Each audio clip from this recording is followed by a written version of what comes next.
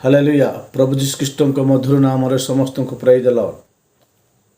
ଆଜି ମଧ୍ୟ ପ୍ରଭୁ ଯୀଶୁ ଆମମାନଙ୍କୁ ଏ ସନ୍ଧ୍ୟାକାଳ ସମୟରେ ତାହାଙ୍କର ବାକ୍ୟ ଧ୍ୟାନ କରିବା ପାଇଁ ଆମମାନଙ୍କୁ ସୁଯୋଗ ଦେଇଥିବାରୁ ପ୍ରଭୁ ଯୀଶୁ ଖ୍ରୀଷ୍ଟଙ୍କ ନାମରେ ଧନ୍ୟବାଦ ହେଉ। ଆସନ୍ତୁ ମୋର ପ୍ରିୟ ଭାଇ ଭଉଣୀମାନେ, ଆମେମାନେ ଏ ଦିନ ମଧ୍ୟ ପ୍ରଭୁଙ୍କର ବାକ୍ୟ ଧ୍ୟାନ କରିବା। ମୋ ସହିତ ଖୋଲନ୍ତୁ ପ୍ରେରିତ ପୁସ୍ତକ 17 ପର୍ବ ତାର 16 ପଦରୁ ଆମେ କିଛି ଅଂଶ ପାଠ କରିବା। ପ୍ରେରିତ ପୁସ୍ତକ 17 ପର୍ବ ତାର 16 ପଦରୁ ଆମେ କିଛି ଅଂଶ ପାଠ କରିବା। ମୁଁ ପଢ଼ୁଛି, ଆପଣମାନଙ୍କ ପାଖରେ ବାଇବେଲ ଥିଲେ ଖୋଲନ୍ତୁ, ନହେଲେ ଧ୍ୟାନ ସହିତ ଶୁଣନ୍ତୁ।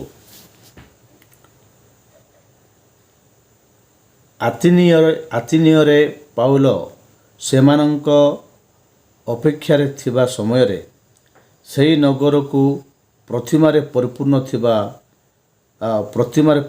ଦେଖି ତାଙ୍କ ଆତ୍ମା ଉତ୍ତପ୍ତ ହୋଇ ଉଠିଲା। ଯେଣୁ ସେ ସମାଜ ଗୃହରେ ଜିହୁଦୀ ମତାବଲମ୍ବୀ ବିଜାତୀୟମାନଙ୍କ ସହିତ ଆଉ ବଜାରରେ ଛକରେ ପ୍ରତିଦିନ ଯେଉଁମାନଙ୍କର ସାଙ୍ଗରେ ଦେଖା ହେଉଥିଲା ସେମାନଙ୍କୁ ଉପଦେଶ ଦେଉଥିଲେ। ସେଥିରେ ଏପିକୁରୀୟ ଓ ସ୍ତୋଇକ କେତେକ ଦାର୍ଶନିକ ମଧ୍ୟ ତାଙ୍କ ସହିତ ବାଦାନୁବାଦ କରିବାକୁ ଲାଗିଲେ। ପୁଣି କେହି କେହି କହିଲେ, ଏ ବାଚଲଟା କ'ଣ କରିବାକୁ ଇଚ୍ଛା କରୁଅଛି? ଆଉ କେହି କହିଲେ, ସେ ଆପଣା ଦେବତାମାନଙ୍କର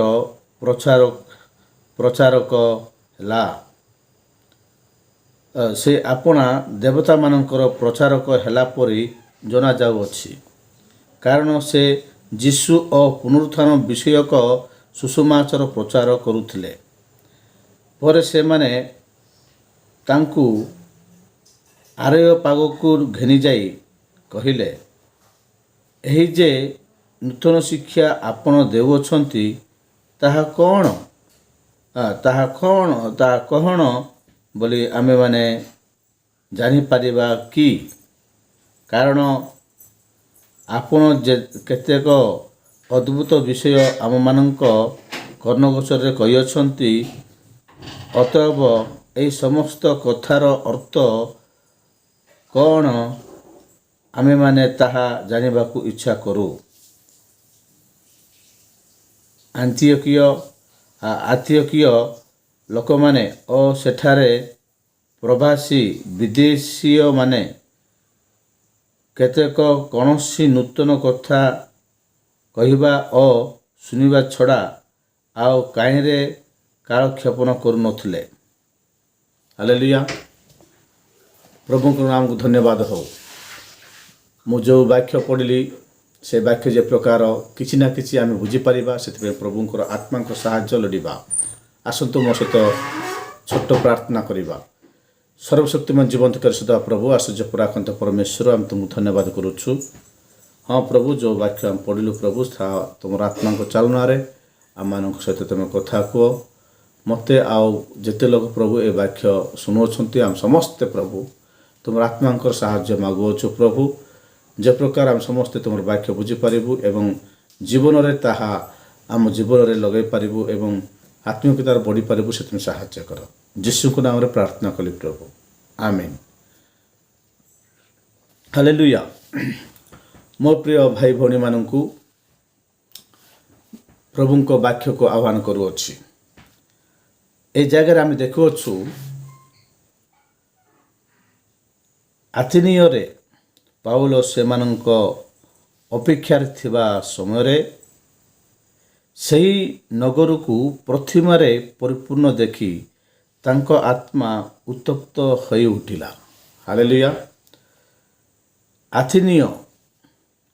ଆଥିନିୟରେ ପ୍ରତିମା ପୂଜକମାନେ ବହୁତ ଥିଲେ। ସେ ଜାଗାରେ ସେ ପ୍ରତିମା ପୂଜକମାନଙ୍କୁ ଦେଖିକିରି ପାଉଲଙ୍କ ହୃଦୟ ଆଉ କ'ଣ ହେଲା, ତାଙ୍କର ଆତ୍ମା ଉତ୍ତପ୍ତ ହେଲା। ଏ ବିଷୟକୁ ଆମେ କେମିତି ରଖିବାକୁ ପଡ଼ିବ, କାରଣ ଏଠି ଅନେକ ଲୋକ ପ୍ରତିମା ପୂଜାରେ ଆଉ ଦେବତାମାନଙ୍କ ପୂଜାରେ ସେମାନେ ଆସକ୍ତ ହୋଇ ସତ୍ୟ ପରମେଶ୍ୱରଙ୍କୁ ସେମାନେ ଛାଡ଼ି ଦେଉଛନ୍ତି। ପାଉଲ ଆତ୍ମାରେ ପରିପୂର୍ଣ୍ଣ ହୋଇ ଆତ୍ମାରେ ଉତ୍ତପ୍ତ ହୋଇଗଲେ। ସେହି ସମୟରେ ପବିତ୍ର ଆତ୍ମା ପାଉଲ ପାଇଅଛନ୍ତି, ପବିତ୍ର ଆତ୍ମାଙ୍କର କାର୍ଯ୍ୟ କରୁଅଛନ୍ତି। ସେ ଯେଉଁ ପ୍ରଭୁଙ୍କୁ ସେ ଦର୍ଶନ କରୁଥିଲେ ଦମସ୍କ ମାର୍ଗରେ, ସେହି ପ୍ରଭୁଙ୍କୁ ପ୍ରଚାର କରିବା ପାଇଁ, ସେ ଜୀବନ୍ତ ଈଶ୍ୱରଙ୍କ ପୁତ୍ରଙ୍କର ପ୍ରଚାର କରିବା ପାଇଁ ପାଉଲ ନିଷ୍ପତ୍ତି ନେଇଥିଲେ। ଯାହା ବି ହେଉ ମୁଁ ପ୍ରଭୁ ଯୀଶୁଖ୍ରୀଷ୍ଟଙ୍କ ପାଇଁ ବଞ୍ଚିବି, ସେ ମୋତେ ଯାହା କହିବେ ତାହା ମୁଁ କରିବି। ଏହି ନିଷ୍ପତ୍ତିରେ ପ୍ରେରିତ ପାଉଲ ପ୍ରଭୁଙ୍କ ସେବାରେ ଲାଗି ରହିଛନ୍ତି। ହେଲେ ଏ ଆଥିନିୟରେ ପାଉଲ ଯେତେବେଳେ ଭ୍ରମଣ କରୁଥିଲେ, ସେ ଜାଗାରେ ସେ ହାଟ ବଜାରରେ ସେମାନେ ବୁଲୁଥିଲେ। ଆଉ ସେ ସମୟରେ ସେଠି କେତେକ ଲୋକଙ୍କୁ, କେତେକ ଜିହୁଦୀ ମତାବଲମ୍ବୀ ଲୋକମାନେ ଆଉ ବିଜାତୀୟମାନଙ୍କ ସହିତ ହାଟ ବଜାରରେ ତାଙ୍କର ଦେଖା ପାଇଗଲା। ହାଟ ବଜାର ମାର୍କେଟ ମାନଙ୍କରେ, ରାସ୍ତା ମାନଙ୍କରେ, ବିଭିନ୍ନ ପ୍ରକାର ସ୍ଥାନ ମାନଙ୍କରେ ଯେ ଯାହାକୁ ପାଇଲେ ସେଠି ଲେଖା ହେଇଛି। ଆଉ ବଜାର ଓ ଛକରେ ପ୍ରତିଦିନ ଯେଉଁମାନଙ୍କର ସାଙ୍ଗରେ ଦେଖା ପାଉଥିଲେ ସେମାନଙ୍କୁ ଉପଦେଶ ଦେଉଥିଲେ। ହାଲେଲୁୟା। ଯେଉଁମାନଙ୍କର ଦେଖା ପାଉଥିଲେ, ଆପଣମାନେ ଟିକେ ଚିନ୍ତା କରନ୍ତୁ। ଆଜିକାଲି ଯଦି ଆମେ ହାଟ ବଜାରରେ ଆଉ ଯାହାକୁ ପାରିଲେ ତାକୁ କହିଦେବା, ତାହା ନୁହେଁ। ଏ ଜାଗାରେ ଉପଯୁକ୍ତ ଲୋକମାନଙ୍କୁ ପ୍ରଭୁ ଭେଟଉଥିଲେ, ସେମାନଙ୍କୁ ପାଉଲଙ୍କୁ ଭେଟଉଥିଲେ। ଆଉ ଏ ଲୋକକୁ ମୋର ପୁନରୁତ୍ଥାନ ବିଷୟ, ମୋର ଆଗମନ ବିଷୟ, ମୋର ପ୍ରେମ ବିଷୟ ସବୁ ଏ ଲୋକକୁ କୁହ ବୋଲି ପ୍ରଭୁ ସେମାନଙ୍କୁ ଭେଟଉଥିଲେ। ତେଣୁ ଆଉ ପାଉଲ ଯେତେବେଳେ ସେ ହାଟ ବଜାରରେ ବା ସେ ଛକ ସ୍ଥାନମାନଙ୍କରେ ସେମାନଙ୍କୁ ଦେଖା ପାଇଲା ପରେ ପ୍ରଭୁ ଯୀଶୁଖ୍ରୀଷ୍ଟଙ୍କର ପୁନରୁତ୍ଥାନ ବିଷୟରେ, ଆଉ ପ୍ରଭୁ ଯୀଶୁଖ୍ରୀଷ୍ଟଙ୍କର ପ୍ରେମ ବିଷୟରେ, ପ୍ରଭୁ ଯୀଶୁଖ୍ରୀଷ୍ଟଙ୍କ ପରିତ୍ରାଣ ବିଷୟରେ ସେମାନଙ୍କୁ ଉପଦେଶ ଦେଉଥିଲେ। ହାଲେଲୁୟା। ମୋର ପ୍ରିୟ ଲୋକମାନେ, ଆମେ କ'ଣ କରୁଛୁ? ଆମେ ଆମ ପ୍ରତିବାସୀ ପାଇଁ ପ୍ରାର୍ଥନା କରୁଛୁ ନା? ସେ ଆଥିନିରେ ଯେତେବେଳେ ପାଉଲ ରହୁଥିଲେ, ସେ ସମୟରେ ଅନେକ ଲୋକଙ୍କୁ ସେ ଦେଖିଲେ ଯେ ସେମାନଙ୍କର ପରିତ୍ରାଣ ପାଇବାର ସୁଯୋଗ ଅଛି। ପ୍ରଭୁ ସେମାନଙ୍କ ଜୀବନରେ କାର୍ଯ୍ୟ କରିବେ। ଏମାନେ ମଧ୍ୟ ଆମ ମଣ୍ଡଳୀରେ, ପ୍ରଭୁଙ୍କ ମଣ୍ଡଳୀରେ ସଂଯୁକ୍ତ ହୋଇପାରିବେ। ଏମାନଙ୍କୁ କହିଲେ ପ୍ରଭୁ କାର୍ଯ୍ୟ କରିବେ, ପ୍ରଭୁ ଏମାନଙ୍କୁ ଅଧିକାର କରିବେ। ଏମାନଙ୍କୁ ମୁଁ ପ୍ରଭୁଙ୍କର ସୁସମାଚାର ଯେମିତି ହେଲେ ମୋତେ ଜଣାଇବି। କାରଣ ଏମାନେ ଏଇ ଆଥିନିରେ କ'ଣ କରୁଛନ୍ତି? ପ୍ରତିମା ପୂଜା କରୁଅଛନ୍ତି। ପ୍ରତିମାରେ ପରିପୂର୍ଣ୍ଣ ହୋଇଅଛି ଆଥିନି ଅଞ୍ଚଳ। ସେ ଅଞ୍ଚଳରେ ସେ ଆଥିନି ନିବାସୀମାନେ, ଆଥିନି ବା ଏଥେନ୍ସ ବୋଲି ମଧ୍ୟ କୁହାଯିବ। ହେଲେ ସେଠାର ଲୋକମାନେ ବହୁତ ପ୍ରତିମା ପୂଜାରେ ପରିପୂର୍ଣ୍ଣ। ଆଜି ମଧ୍ୟ ଆମ ଭାରତ ଦେଶରେ ଅନେକ ପ୍ରତିମା ପୂଜକମାନେ ଅଛନ୍ତି। ଆମ ଭାରତ ଦେଶରେ ଆଉ ଅନେକ ବିଜାତି ଭାଇମାନେ ବି ଅଛନ୍ତି। ସେଠି ଲେଖା ହେଇଛି, ଅନେକ ବିଜାତୀୟମାନଙ୍କ ସହିତ ମଧ୍ୟ ସେ ଦେଖା ପାଇଲେ। ଆଉ ଖ୍ରୀଷ୍ଟିଆନ ଲୋକମାନେ, ଯେଉଁଟାକି ଜିହୁଦୀ ଲୋକମାନଙ୍କୁ ମଧ୍ୟ ସେ ଦେଖା ପାଇଲେ। ଯାହାକୁ ପାଇଲେ ପ୍ରଭୁ ଯାହାକୁ କହିବାକୁ କହୁଥିଲେ ସେମାନଙ୍କୁ ସୁସମାଚାର ଦେଇ ସେମାନଙ୍କୁ ପରିତ୍ରାଣ ମାର୍ଗ ପ୍ରେରିତ ପାଉଲ ଶିଖାଉଥିଲେ। ହାଲେଲୁୟା।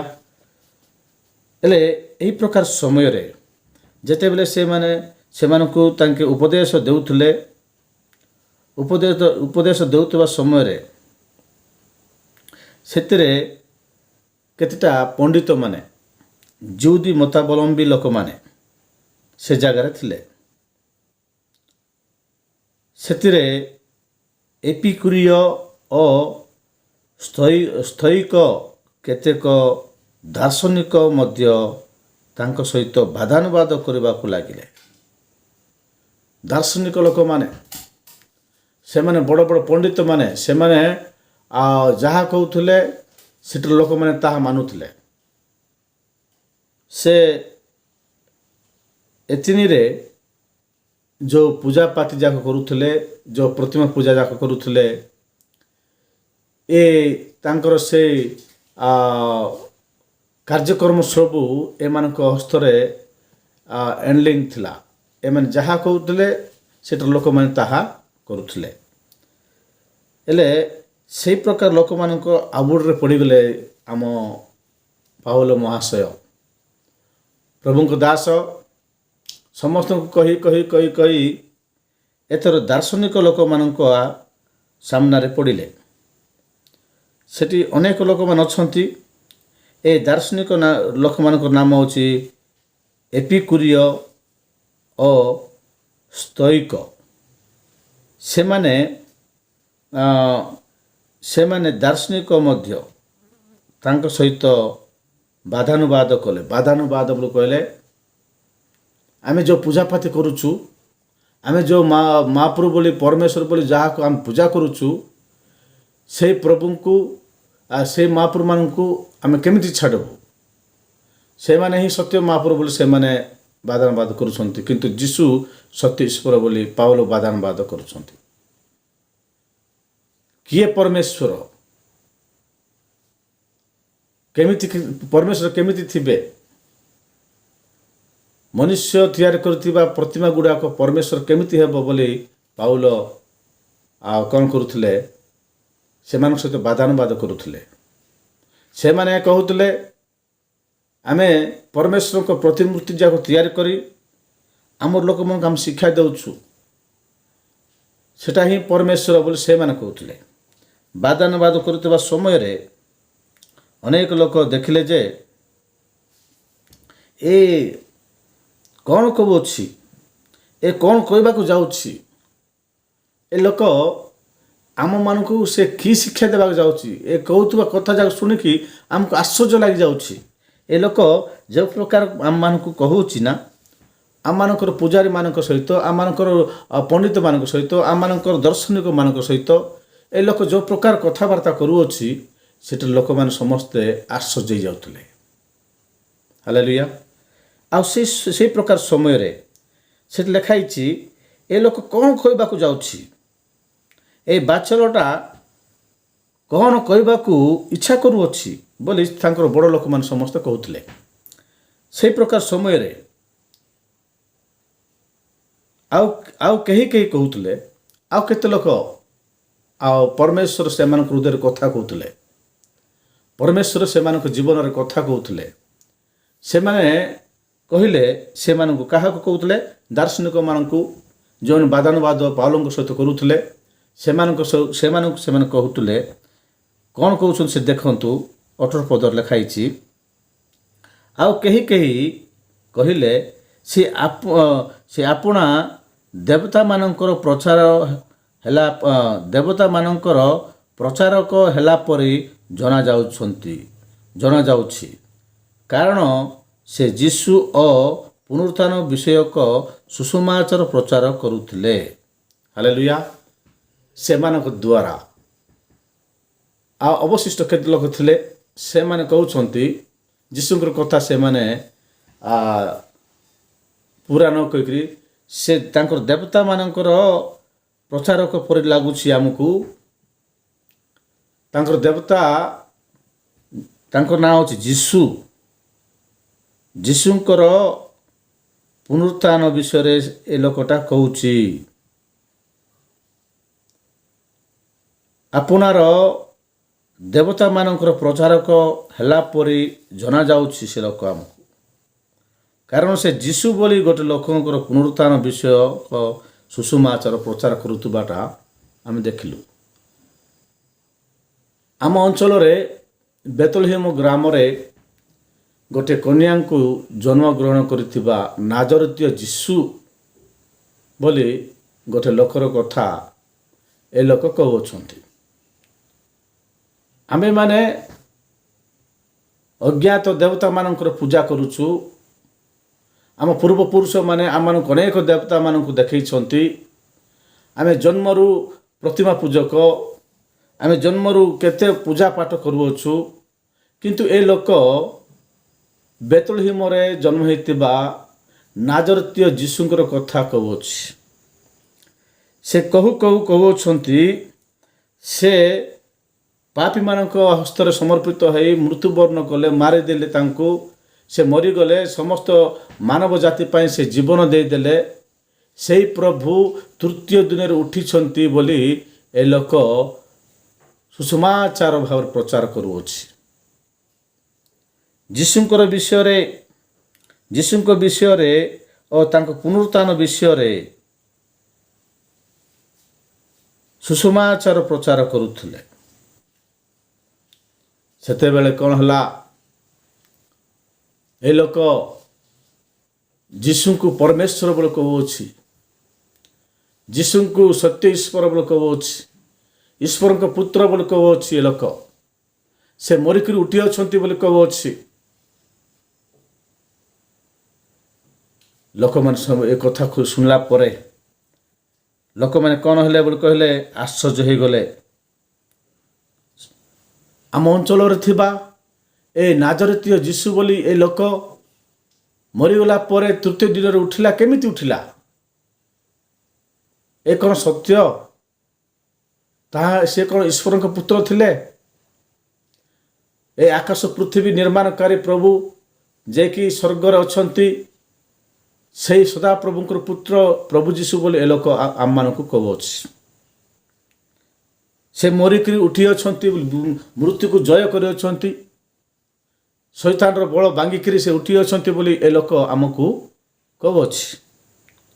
ଏ ଲୋକ କହୁଥିବା ଆମେ ଶୁଣିଅଛୁ ବୋଲି ସେ ଲୋକମାନେ କେହି ଆଉ ଇଏ ଦାର୍ଶନିକ ଲୋକମାନଙ୍କୁ କହୁଅଛନ୍ତି। ଏ ଲୋକ ଏହି ପ୍ରକାର ଶିକ୍ଷା ଦେଉଅଛି ବୋଲି ସେ ଦାର୍ଶନିକମାନଙ୍କୁ ସେମାନେ କହୁଅଛନ୍ତି। ସେତେବେଳେ ପରେ ସେମାନେ ତାଙ୍କୁ ଆରିୟପାଗକୁ ଘେନିଯାଇ କହିଲେ, ଏଇ ଯେ ନୂତନ ଶିକ୍ଷା ଆପଣ ଦେଉଅଛନ୍ତି ତାହା କ'ଣ ବୋଲି ଆମେମାନେ ଜାଣିପାରିବା କି? ହାଲେଲୁୟା। ଏଇ ଯେଉଁ ସେଇ ଜାଗାରୁ ତାଙ୍କେ ଆରିୟପାଗକୁ ତାଙ୍କୁ ନେଇଗଲେ, ଅଲଗା ଜାଗାକୁ ନେଇଗଲେ। ସେଇ ଜାଗାଠାରୁ ଆଉ ଏକ ଜାଗାକୁ ନେଇଯାଇକିରି ତାଙ୍କୁ ପଚାରିଲେ। କେଉଁମାନେ? ଏ ଦାର୍ଶନିକମାନେ, ଏ ଉଚ୍ଚ ପଦପ୍ରାପ୍ତି ଲୋକମାନେ, ତାଙ୍କର କମିଟି, ଟୋଟାଲ ତାଙ୍କର କମିଟି, ଯୁବକମାନେ, ପଣ୍ଡିତମାନେ, ବହୁତ ବଳବାନ ଲୋକମାନେ ସେ ଜାଗାରେ ଥିଲେ। ସେ ସମସ୍ତେ ପ୍ରତିମାମାନଙ୍କୁ ପୂଜା କରୁଥିଲେ, ସେ ସମସ୍ତେ ଦେବତାମାନଙ୍କୁ ପୂଜା କରୁଥିଲେ। ଏବେ ଯୀଶୁ ବୋଲିବା ଦେବତାକୁ ଏ ଲୋକ ନୂଆ କରି ଆଣିଅଛି। ଏହା କ'ଣ? ସେଟା ଲୋକ କିନ୍ତୁ ଗୋଟେ ନୂଆ ବିଷୟ ଶିଖିବାକୁ ତାଙ୍କୁ ବହୁତ ଇଚ୍ଛା, ନୂତନ ବିଷୟ ଶିଖିବାକୁ ତାଙ୍କୁ ବହୁତ ଇଚ୍ଛା। ହେଲେ ଏଇ ପାଉଲ ବୋଲିବା ଏଇ ଲୋକ ଗୋଟେ ନୂତନ ବିଷୟ ଧରିକି ଆସିଛି। ଆମେ ଯେଉଁ ପ୍ରତିମା ପୂଜା ଯାହା କରୁଛୁ, ଯେଉଁ ଦେବତାମାନଙ୍କୁ ପୂଜା କରୁଛୁ, ଏଇଟା ସବୁବେଳେ ଆମେ କରୁଛୁ। କିନ୍ତୁ ନୂଆ ଦେବତା ଗୋଟେ ଆସିଛି, ତାଙ୍କର ବିଷୟ ଏଇ ପାଉଲ ଆଜ୍ଞା କହୁଛନ୍ତି ବୋଲି ସେମାନେ ନୂତନ ବିଷୟ ଯାକ ଶୁଣିବାକୁ ସେମାନେ ବହୁତ ଇଚ୍ଛା କରୁଥିଲେ। ଆଉ ସେମାନଙ୍କୁ, ସେ ପାଉଲଙ୍କୁ ସେମାନେ ଅଲଗା ଜାଗାକୁ, ଆରିୟପାଗ ବୋଲିକରି ଗୋଟେ ଜାଗା ଅଛି, ସେ ଜାଗାକୁ ଆରିୟପାଗକୁ ଘେନିଯାଇ କହିଲେ, ଏଇ ଯେ ନୂତନ ଶିକ୍ଷା ଆପଣ ଦେଉଅଛନ୍ତି ତାହା କହନ ବୋଲି ଆମେମାନେ ପାରିବା କି ଆମେ ଜାଣିପାରିବା କି ତୁମେ କ'ଣ କହୁଛ, ତୁମେ କ'ଣ କହୁଛ, କାହା ବିଷୟରେ କହୁଛ, ଆମମାନଙ୍କୁ ସ୍ପଷ୍ଟ ଭାବରେ ଜଣାଇ ପାରିବ କି ବୋଲି এই ଦାର୍ଶନିକମାନେ ଆଉ ଏମାନେ ସମସ୍ତ ଗ୍ରୁପ ହେଇକରି ପାଉଲଙ୍କୁ ଘେନି ଯାଇକରି ସେ ଜାଗା ତାଙ୍କୁ ପଚାରୁଛନ୍ତି। ମୋର ପ୍ରିୟ ଲୋକମାନେ, ଆଜିକାଲି ପ୍ରଭୁଙ୍କ ସେବକମାନେ ଆପଣମାନେ ପ୍ରଭୁଙ୍କୁ ସେବାକୁ ଆସିଛନ୍ତି ବୋଲି କହିଲେ ଆପଣମାନେ ଧନ୍ୟ ଅଟ। ଏହି ପୃଥିବୀରେ ଆପଣମାନଙ୍କୁ ଏମିତିକା ସମୟ ଗୋଟେ ଆସିବ ମୋର ପ୍ରିୟ ଲୋକମାନେ, ଯୀଶୁଙ୍କର 12 ଗୋଟି ଶିଷ୍ୟମାନେ ଯେଉଁ ପ୍ରକାର ଏନେ ତେନେ ଚାରିଆଡ଼େ ବିସ୍ତାରିତ ହୋଇ ପ୍ରଭୁଙ୍କର ସୁସମାଚାର ତାଙ୍କର ପୁନରୁତ୍ଥାନ ବିଷୟ ଜଣାଇଥିଲେ ଏବଂ ଯୀଶୁଙ୍କ ପାଇଁ ଜୀବନ ଦେଲେ, ସେହି ପ୍ରକାର ସମୟ ତୁମମାନଙ୍କ ଜୀବନରେ ଆସିଛି। ମୋର ପ୍ରିୟ ଭାଇମାନେ, ମୋର ପ୍ରିୟ ପାଳକ ଭାଇମାନଙ୍କୁ ମୁଁ ଅନୁରୋଧ କରୁଅଛି, ଏହି ଶେଷ କାଳ ସମୟରେ ପାଉଲଙ୍କ ପରି ଆମେ କାର୍ଯ୍ୟ କରିବାକୁ ପଡ଼ିବ। ପାଉଲଙ୍କର ଯେଉଁ ଶିକ୍ଷା ଏ ଜାଗାରେ ଆମେ ଦେଖୁଛୁ, ଅନେକ ଦାର୍ଶନିକମାନେ, ଅନେକ ବଳବାନ ଲୋକମାନେ, ଅନେକ ପଣ୍ଡିତ ଲୋକମାନେ, ବହୁ ଏକ ଜନତା ମାନେ ବଡ଼ ଏକ ଗ୍ରୁପ ତିଆରି ହେଇକରି ପାଉଲ ଆଜ୍ଞାଙ୍କୁ ଘେରି ଦେଇଛନ୍ତି। ପାଉଲ ପାଷ୍ଟରଙ୍କୁ ବା ପ୍ରେରିତ ପାଉଲଙ୍କୁ କ'ଣ କରିଛନ୍ତି, ଘେରି ଯାଇକରି ତାଙ୍କୁ ପଚାରୁଛନ୍ତି, ତୁମେ ଯେଉଁ ନୂତନ ଶିକ୍ଷା, ନୂଆ ଶିକ୍ଷା ତୁମେ ଆମକୁ କହୁଛ, ଯେଉଁ ନୂତନ ଦେବତା କଥା ଆମକୁ କହୁଛ, ସେ ଦେବତା କିଏ? ଆପଣ କହୁଛନ୍ତି ଯୀଶୁ। ସେ ଯୀଶୁ କିଏ? ସେ କେମିତି ଈଶ୍ୱରଙ୍କ ପୁତ୍ର ହେଲେ? ସେଟା କ'ଣ ସେ ବିଷୟ ଆମେ କ'ଣ ସ୍ପଷ୍ଟ ଭାବରେ ତାହା ଜାଣିପାରିବା କି ବୋଲି ଆଉ ସେଠି ପଚାରୁଛନ୍ତି। କାହାକୁ ପଚାରୁଛନ୍ତି? ପ୍ରେରିତ ପାଉଲଙ୍କୁ ଦାବି କରିକି ପଚାରୁଛନ୍ତି, ତୁମେ କେଉଁ ଶିକ୍ଷା ନୂତନ ବିଷୟ ଆମେ ନ ଜାଣିବାର ତୁମେ କେଉଁଟା ଆଣିକି କହୁଛ, କୁହ ସେ କିଏ କୁହ ବୋଲି ବଡ଼ ବିଚିତ୍ର ଭାବରେ ତାଙ୍କୁ ପଚାରୁଛନ୍ତି। ପ୍ରେରିତ ପାଉଲ ପବିତ୍ର ଆତ୍ମାଙ୍କ ଶକ୍ତିରେ କାହାକୁ ଭୟ ନ କରିକିରି ତାଙ୍କେ କ'ଣ କହୁଛନ୍ତି ଆମେ ଦେଖିବା। ମୋର ପ୍ରିୟ ଲୋକମାନେ, এই ଜଗତକୁ ଆମେ ଭୟ କରିବାର ଆବଶ୍ୟକ ନାହିଁ। এই ମାୟା ଜଞ୍ଜାଳର ଶୈତାନର ଚାଲୁଣିକି ଆମେ ଭୟ କରିବା ଦରକାର ନାହିଁ। ଆମେ ବାହାରିଛୁ ଯୀଶୁଙ୍କ ପାଇଁ। ସେ କହିଛନ୍ତି, ଯେ କେହି ମୋର ଅନୁଗମନ କରିବାକୁ ଇଚ୍ଛା କରିବ ସେ ନିଜକୁ ଅସ୍ୱୀକାର କରୁ। ପାଉଲ ନିଜକୁ ଅସ୍ୱୀକାର କଲେ। ମୁଁ ଗତ ସପ୍ତାହରେ ଗତକାଲି ମୁଁ କହିଥିଲି, ପାଉଲ ଟିକେ ଆର୍ଥିକ ଭାବରେ ମଧ୍ୟ ଭଲ ଥିଲେ। ତାଙ୍କ ପାଖରେ ବହୁତ ଧନ ସମ୍ପତ୍ତି ଥିଲା। ସେ ସରକାର କର୍ମଚାରୀ ସଦୃଶ୍ୟ କାମ କରୁଥିଲେ। ତାଙ୍କ ସର୍ବସ୍ୱକୁ କୁଟା ସଦୃଶ୍ୟ ଦେଖୁଥିଲେ। ଆବର୍ଜନା, ଅଲିଆ ଆବର୍ଜନା ପରି ତାଙ୍କେ ଜଗତର ଧନ ସମ୍ପତ୍ତିକୁ ଦେଖୁଥିଲେ। ସମସ୍ତ ହରାଇ ଦେଇକରି ମୁଁ ଯୀଶୁଙ୍କର ହେଇପାରିବି କି ବୋଲି, ଯୀଶୁଙ୍କ ପାଇଁ, ଯୀଶୁଙ୍କର ବୋଲି ଜଣାଯିବା ପାଇଁ ସେ ସର୍ବସ୍ୱକୁ ନିଜକୁ ଅସ୍ୱୀକାର କରି ସର୍ବସ୍ୱକୁ ହରାଇ ଦେଇକରି ସର୍ବସ୍ୱକୁ ଏକ ଅଲିଆ ଆବର୍ଜନା ସଦୃଶ ଦେଖିକରି ପ୍ରଭୁଙ୍କ ସେବାକୁ ବାହାରିଛନ୍ତି ପ୍ରେରିତ ପାଉଲ। ହାଲେଲୁୟା। ମୋର ପ୍ରିୟ ଭାଇମାନେ, ମୋ ପ୍ରିୟ ପ୍ରଭୁଙ୍କ ଦାସମାନେ, ଆମେ କ'ଣ ପ୍ରଭୁଙ୍କ ପାଇଁ କ'ଣ ତ୍ୟାଗ କରୁଛୁ? ପ୍ରଭୁଙ୍କ ପାଇଁ ଆମେ କ'ଣ ଦେଉଅଛୁ? ପ୍ରଭୁ ଆମମାନଙ୍କୁ କ'ଣ ପାଇଁ ଡାକିଛନ୍ତି? ଆମେ କାହାକୁ ସନ୍ତୁଷ୍ଟ କରୁଛୁ? ଆମେମାନେ ଚିନ୍ତା କରିବା। ଏଠି ପ୍ରେରିତ ପାଉଲଙ୍କର ପରିସ୍ଥିତି କ'ଣ ଅଛି? ଏଇ ଜାଗାରେ ପ୍ରେରିତ ପାଉଲ କେଉଁ ପ୍ରକାର ପରିସ୍ଥିତିରେ ଅଛନ୍ତି? ସେ ଯେତେବେଳେ ଆଥିନିରେ ଥିଲେ, ପ୍ରାରମ୍ଭରେ ସେ ଯାହାକୁ ପ୍ରଭୁ ଦେଖାଉଥିବେ ସେମାନଙ୍କୁ ସେ କ'ଣ କରୁଥିଲେ? ସୁସମାଚାର ଦେଉଥିଲେ। କିନ୍ତୁ ଏମିତିକାର ସମୟ ଆସିଲା ମୋର ପ୍ରିୟ ଲୋକମାନେ, ସେ ଦାର୍ଶନିକମାନଙ୍କ ଆବୁଡ଼ରେ ପଡ଼ିଗଲେ। ବଳବାନ ଲୋକମାନଙ୍କ ଆବୁଡ଼ରେ ପଡ଼ିଲେ।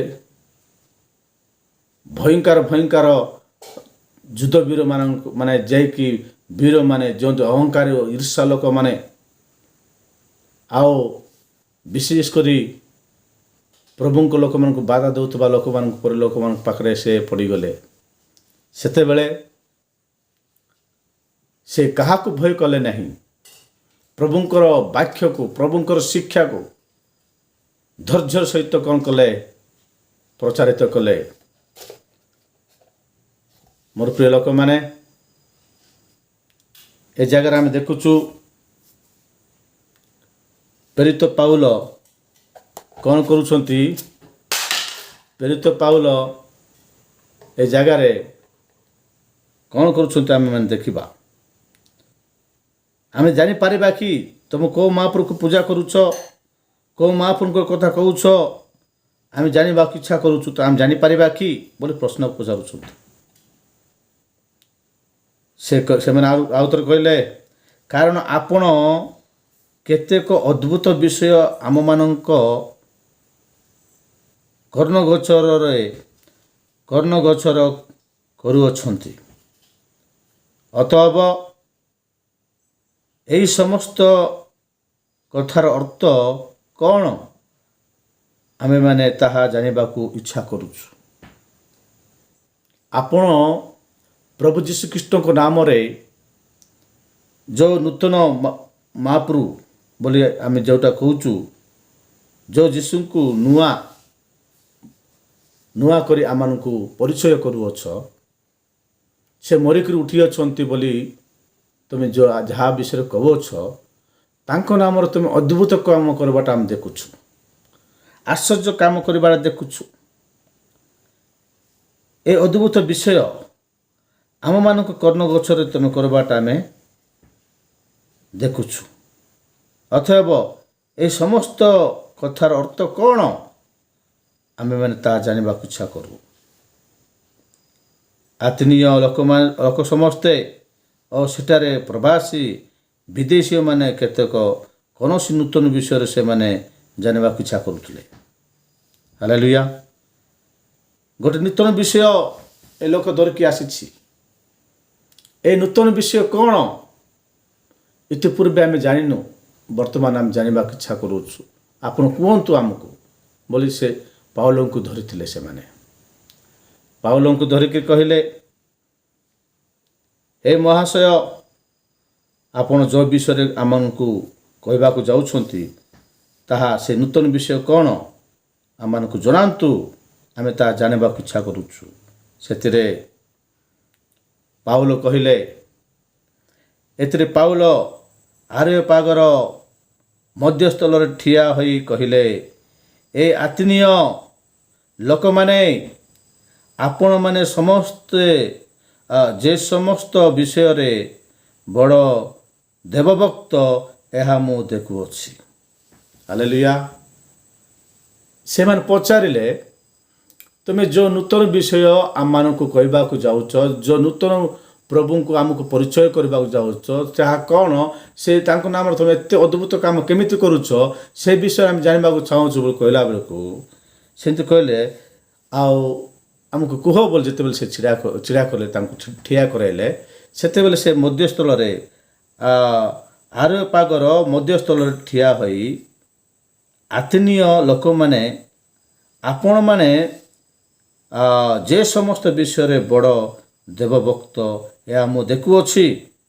କାରଣ ମୁଁ ଭ୍ରମଣ କରିବା ସମୟରେ ଆପଣମାନଙ୍କର ପୂଜ୍ୟ ବସ୍ତୁ ସମସ୍ତ ଦେଖୁ ଦେଖୁ ଗୋଟିଏ ବେଦୀ ମଧ୍ୟ ଦେଖିଲି, ଯାହା ଉପରେ ଏହି କଥା ଲେଖା ହୋଇଅଛି, ଅଜ୍ଞାତ ଦେବତାଙ୍କ ଉଦ୍ଦେଶ୍ୟରେ। ଅତଏବ ଆପଣମାନେ ନ ଜାଣିକରି ଯାହାଙ୍କର ପୂଜା କରୁଅଛନ୍ତି, ମୁଁ ତାଙ୍କୁ ଆପଣମାନଙ୍କ ନିକଟରେ ପ୍ରଚାର କରୁଅଛି। Hallelujah, hallelujah. ଏ ଜାଗାରେ ବହୁତ ଗଭୀର ବିଷୟ ଅଛି ମୋର ପ୍ରିୟ ଲୋକମାନେ। ଏ ଦାର୍ଶନିକ ଲୋକମାନେ, ଯେଉଁମାନେ କି ଆଥିନିରେ ଥିଲେ, ଆତ୍ମୀୟ ଦାର୍ଶନିକ ଲୋକମାନେ, ମୁଁ ଆରମ୍ଭରେ କହୁଥିଲି, ସେମାନେ ଯାହା କହୁଥିଲେ ତାହା ସେମାନେ କରୁଥିଲେ।